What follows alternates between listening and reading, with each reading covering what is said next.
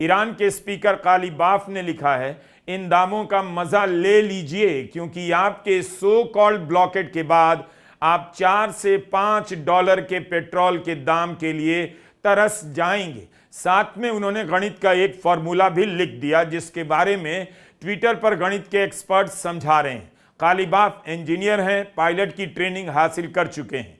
यहां कह रहे हैं होर्मुज के ब्लॉक होने के कारण तेल के दाम और ज्यादा बढ़ जाएंगे।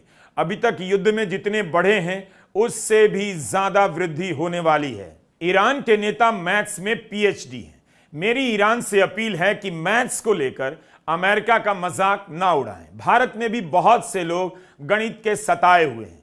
कई नेताओं को अमेरिका और ईरान के मसले को समझने में दिक्कत आ सकती है।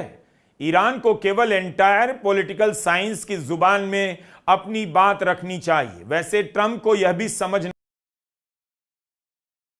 की कोशिश की, पूंछ पर पैर रखने की कोशिश की, तो ये दोनों रूट्स बंद हो जाएंगे। और दोनों रूट्स का मतलब है कि अमेरिकन इकोनॉमी, अमेरिकन डॉलर धूल में मिल जाएगा। आप ये कहना चाह रहे हैं? बिल्कुल, अमेरिकन डॉलर के ही तो खिलाफ एक तरह से चाइना रशिया ने ईरान को खड़ा किया कि इस जंग में अमेरिकन डॉलर कमजोर हो, और अमेरिका इस चीज को बचाना चाह रहा है, इसलिए वो बातचीत में गया है। जी। एक और डेवलपमेंट और मैं देख रहा हूं कि नेतन्याहू जो कल तक उछल रहे थे, अचानक जब ईरान के स्पीकर ने मांग रखी कि भाई आप नेतन्याहू को समझाइए, तो ऐसा मतलब सोर्सेस कह रहे हैं अमेरिका के, व्हाइट हाउस के, कि भाई ट्रम्प साहब ने खुद फोन मिलाया नेतन्याहू को, कहा कि आप लेबनान से बात करिए। और फिर उसके बाद लेबनान और इजराइल के बीच में बातचीत जो है मंगलवार से शुरू हो रही है। हालांकि युद्ध करना चाह रहे हैं। सुनते हैं अमरीश मिश्रा जी को। अमरीश भाई, मैं देख रहा हूं कि कदम कदम पर अमेरिका झुक रहा है ईरान के आगे, और कई ऐसे मसले हैं जिस पर कम से कम मुझे उम्मीद नहीं थी, बाकी एक्सपर्ट्स को भी उम्मीद नहीं थी कि अमेरिका सीरियसली लेगा ईरान की डिमांड्स को। लेकिन बातचीत कई घंटों से जारी है। तो क्या अमेरिका झुक रहा है, एक तरह से सरेंडर कर रहा है ईरान के आगे? और अगर कर रहा है सरेंडर, तो अचानक इसकी वजह क्या है? अरे दीपक जी, ईरान ने अमेरिका की गर्दन पकड़ रखी है। क्या गर्दन पकड़ रखी है ईरान ने अमेरिका की, ऐसे गर्दन। ईरान? जी। ये और कहाँ पकड़ ली? स्टेट ऑफ हुर्मुज पे जो ईरान का कंट्रोल है, उससे पूरी ग्लोबल इकोनॉमी चोक हो रही है। अमेरिका ग्लोबल पावर है, उसको ये भी तो देखना है। आप बताइए, कभी ऐसा हुआ था कि अमेरिका का उपराष्ट्रपति और ईरान के डेलीगेट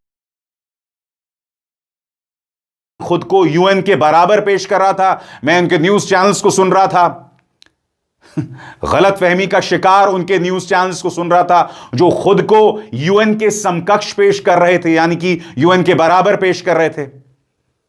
बहरहाल उसकी भी हम चर्चा करेंगे, मगर सबसे पहले यह बातचीत क्यों नाकाम हुई उसकी अब मैं पूरी चर्चा करने वाला हूं। मेरे एक एक लफ्ज पर गौर कीजिएगा, क्योंकि मैं आपके सामने तमाम न्यूज एजेंसीज और मेरी जो अपनी बातचीत हुई है तमाम लोगों से उस आधार पर पेश करने जा रहा हूं।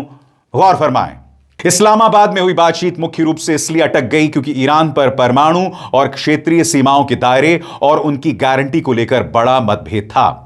अमेरिका और ईरान दोनों अपने अपने मुख्य रुख पर अड़े रहे और इसराइल लेबनान क्षेत्र में चल रही हिंसा ने समझौते के लिए राजनीतिक माहौल को और खराब कर दिया।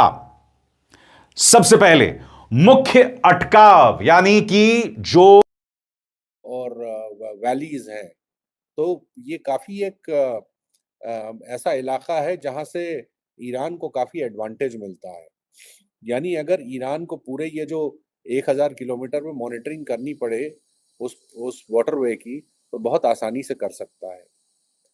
अब ईरान साफ कर चुका है कि अगर कोई भी डिफेंस का जहाज यानी यूएस नेवी का जहाज अगर गल्फ ऑफ ओमान के पास आने की कोशिश करेगा तो उसको एक्ट ऑफ वॉर माना जाएगा।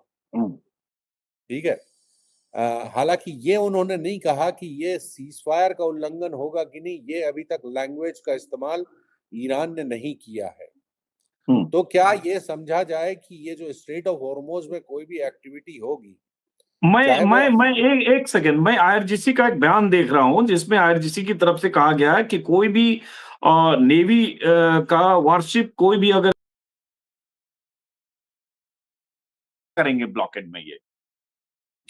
देखिए करेंगे यही कि ये गल्फ ऑफ ओमान में ये डेरा एंकर डाल के ये लोग मतलब इतनी दूर खड़े रहेंगे जहाँ पे ईरान की जो है स्मॉल रेंज के जो मिसाइल्स हैं या ड्रोन वहाँ पे न पहुँच पाए। हालांकि ईरान की रेंज जो है वो तो मिसाइल्स की 2000 किलोमीटर है और अगर वो चाहे तो काफ़ी आगे तक मार सकता है, लेकिन वो ये कुछ ऐसा कुछ करेंगे कि भाई वहाँ पे जो ईरान की ये छोटी बोट से जो इरानियन सिपाह नेवी जो है आईआरजीसी की, वहाँ छोटी बोट्स ना पहुंच पाए या छोटे वेपन्स ना पहुंच पाए। हाँ, टॉर्पीडो बोट्स भी उनकी चलती है जो उड़ाती है।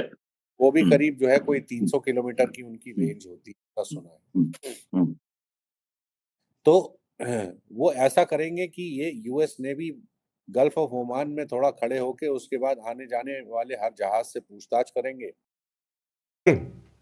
इंतजार कीजिए, यह बातचीत क्यों फेल हुई मैं आपको बताऊंगा, मगर उससे पहले मैं आपको बताने वाला हूं अल जजीरा का यह रिपोर्ट। इसमें दो चीजें सामने उभर कर आती हैं। एक है नेतन्याहू की जिद कि मैं हमले करना नहीं छोड़ूंगा, मैं इस बातचीत में इसलिए जा रहा हूं क्योंकि मैं चाहता हूं हिजबुल्ला अपने हथियार सौंपते, और दूसरा इस बात का वीडियो प्रमाण कि इसराइल लेबनान में व्हाइट फॉस्फोरस का इस्तेमाल कर रहा है। सही सुना आपने, व्हाइट फॉस्फोरस। इसके मायनों को आप जानते हैं। आप सिविलियन आबादी पर व्हाइट फॉस्फोरस का इस्तेमाल नहीं कर सकते। देखिए अल जजीरा की यह report. Israel and Lebanon are due to hold direct talks in Washington next week. The Israeli Prime Minister insists the focus will be on disarming Hezbollah and not on a ceasefire. In the past month, Lebanon turned to us several times to begin direct peace talks. This has never happened to us in history. Actually, it happened once.